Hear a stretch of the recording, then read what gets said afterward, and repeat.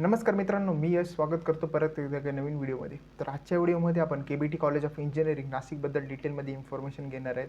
कॉलेजचा डिटेलमध्ये रिव्ह्यू या व्हिडिओमध्ये तुम्हाला पाहायला भेटणार आहेत. कॉलेजची फीज, कट ऑफ, त्याचबरोबर कॉलेजचे प्लेसमेंट वगैरे या सर्व डिटेलमध्ये इन्फॉर्मेशन मी तुम्हाला सांगणार आहे. जर तुम्ही आपल्या चॅनलवरती नवीन असाल आणि अजूनपर्यंत तुम्ही आपल्या चॅनलला सबस्क्राईब केलं नसेल तर लवकर जा, चॅनलला सबस्क्राईब करून घ्या. चला सुरू करूया. सगळ्यात पहिल्यांदा कॉलेजचा जनरल ओव्हरव्ह्यू. कॉलेजचं जे काही फुलफॉर्म आहे असणार आहे Karmaveer advocate Baburao Ganpatrao Thackeray college of engineering. Location जे काही असणार आहे गंगापूर रोड नाशिक येथे नियर केबीटी सर्कल. त्यानंतर सावित्रीबाई फुले युनिव्हर्सिटीला अफिलेटेड असणार आहे आणि त्याचबरोबर कॉलेज हे ऑटोनॉमस टाईपचे कॉलेज असणार आहे. त्यानंतर कॉलेज जे आहे ते 1999मध्ये इस्टॅब्लिश झालेलं आहे. त्याचबरोबर कॉलेजला NAAC A++ ग्रेड हा भेटलेला आहे.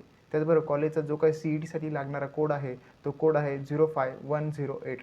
हा जो कोड आहे तो आपण जेव्हा कॉलेज सिलेक्शन करू कॅपराऊंडसाठी तर तेव्हा हा कोड वापरला जातो. तर चला पुढे जाऊया. कॉलेजमध्ये ब्रांचेस कोणते अवेलेबल आहे आणि त्याचबरोबर त्याचा इंटेक किती ते या ठिकाणी बघू. तर मेकॅनिकलसाठी इथे 120चा इंटेक असणार आहे. कम्प्युटरसाठी 180चा, त्याचबरोबर इन्स्ट्रुमेंटेशन अँड कंट्रोलसाठी 60चा इंटेक या ठिकाणी आहे. त्यानंतर इलेक्ट्रॉनिक्स अँड टेलिकम्युनिकेशनसाठी 120चा इंटेक असणार आहे. सिव्हिलसाठी 120चा इंटेक, IT साठी 180चा इंटेक असणार आहे. AIDSसाठी 180चा आणि त्याचबरोबर इलेक्ट्रिकलसाठी 60चा इंटेक या ठिकाणी आहे. आणि ऑटोमेशन अँड रोबोटिक्ससाठी 120चा इंटेक या ठिकाणी आहे. तर कॉलेजला इंटेक बघायला गेलं तर इंटेक हा चांगला इंटेक आहे. काही ब्रांचसाठी खूप जास्त पण आहे, काहींसाठी कमी पण, लिमिटेड इंटेक पण या ठिकाणी पाहायला भेटतो आहे. म्हणजे जर तुम्हाला या ठिकाणी ॲडमिशन पाहिजे असेल तर तुम्हाला ॲडमिशन हे आरामात मिळू शकतं. तर पुढे जाऊया मित्रांनो. जर तुम्हाला काउन्सिलिंग पाहिजे असेल ज्यामध्ये की आपण तुमचे जे काही ब्रांच सिलेक्शन सेशन्स वगैरे ते सगळं घेत असतो, कॅपराऊंडची लिस्ट वगैरे बनवून देत असतो, अशा सगळ्या गोष्टी तुमच्या करून घेत असतो. जर तुम्हाला काउन्सिलिंग पाहिजे असेल तर खाली दिलेला नंबर आहे त्याच्यावरती मला व्हॉट्सअपवरती मेसेज करा, मी नक्कीच तुम्हाला त्यावरती रिप्लाय देईल. तर चला पुढे बघूया. तर कॉलेजची या ठिकाणी फी स्ट्रक्चर कसं आहे ते बघू. जर तुम्ही ओपन कॅटेगरी थ्रू येत असाल तर तुम्हाला या ठिकाणी 1,51,000 रुपये एवढी फीज भरायला लागणार आहे. त्यानंतर जर तुम्ही OBC थ्रू, EBC किंवा EWS थ्रू येत असाल तर तुम्हाला 93,000 रुपये एवढी फीज आहे. त्यानंतर तुम्ही VJ, NT, SBC, TFWS through जर तुमचं ॲडमिशन झालं तर तुम्हाला 35,000 रुपये एवढी फीज या कॉलेजला भरायला लागणार आहे. त्यानंतर SC ST असाल तर 17,000 रुपये, त्याचबरोबर गर्ल कॅन्डिडेट असाल तर 35,000 रुपये असणार आहे. आणि जर तुम्ही इन्स्टिट्यूट लेवलने म्हणजे मॅनेजमेंट कोटाने वगैरे ॲडमिशन घेतलं तर सेम 1,53,000 रुपये एवढी फीज तुम्हाला कॉलेजला पे करायला लागणार आहे. ठीक आहे, हे झालं कॉलेजचं फी स्ट्रक्चर. कॉलेजचे मागच्या वर्षीचे कट ऑफ्स बघू. तर कॉलेजला कम्प्युटरसाठी मागच्या वर्षी गेलेला आहे 90.65. त्यानंतर AIDSचा गेलेला आहे 87.57. IT साठी 87.32. त्यानंतर इलेक्ट्रॉनिक्स अँड टेलिकम्युनिकेशनसाठी 82.37. रोबोटिक्स अँड ऑटोमेशनसाठी 78.17. इलेक्ट्रिकलसाठी 76.9. त्यानंतर इन्स्ट्रुमेंटेशन अँड कंट्रोलसाठी 76.53 आणि मेकॅनिकलसाठी 57.5.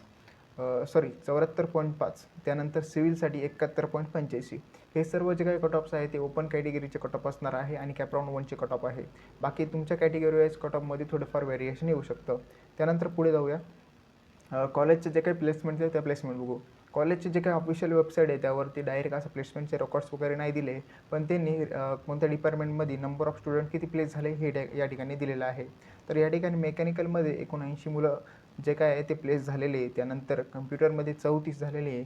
इन्स्ट्रुमेंटेशनमध्ये 21 विद्यार्थी जे काय आहे ते प्लेस झालेले आहे. त्यानंतर सिव्हिलमध्ये 7 आणि त्यानंतर IT मध्ये 23 विद्यार्थी, त्याचबरोबर ENTCमध्ये 34 आणि MBAसाठी जर गेला तर 56 विद्यार्थी या ठिकाणी प्लेस झालेले. बाकी कॉलेजचे जे काही ऑफिशियल वेबसाईट आहे त्यावरती डिटेलमध्ये तर कॉलेजची प्लेसमेंट हिस्ट्री वगैरे काही दिलेली नाही आहे, एवढंच त्यांनी प्रोव्हाइड केलेलं आहे. ठीक आहे, तर पुढे जाऊया.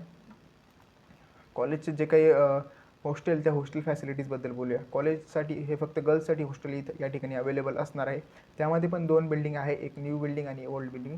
जर तुम्हाला न्यूमध्ये जर ॲडमिशन लागत असेल तर तुम्हाला फीज असणार आहे 90,000 आणि डिपॉझिट जे आहे ते 10,000 रुपये तुम्हाला द्यायला लागणार आहे. म्हणजे टोटल ₹1,00,000 तुम्हाला फी या ठिकाणी कॉलेजला द्यायला लागणार आहे जर तुम्हाला न्यू बिल्डिंगला ॲडमिशन पाहिजे असेल तर. त्यानंतर जर तुम्हाला ओल्ड बिल्डिंगला ॲडमिशन घ्यायचं आहे तर 75,000 रुपये हॉस्टेलची फीज आणि 10,000 रुपये डिपॉझिट असणार आहे, जे की रिफंडेबल असतं.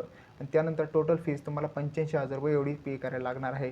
यामध्ये तुम्हाला तुमचे सगळे lunch, dinner, breakfast, meal, tea वगैरे या सगळ्या गोष्टी कवर केल्या जाणार आहेत. त्यानंतर ह्या काही हॉस्टेलच्या इमेजेस आहे, या प्रकारे तुमचं जे काही हॉस्टेल आहे या कॉलेजचं असणार आहे.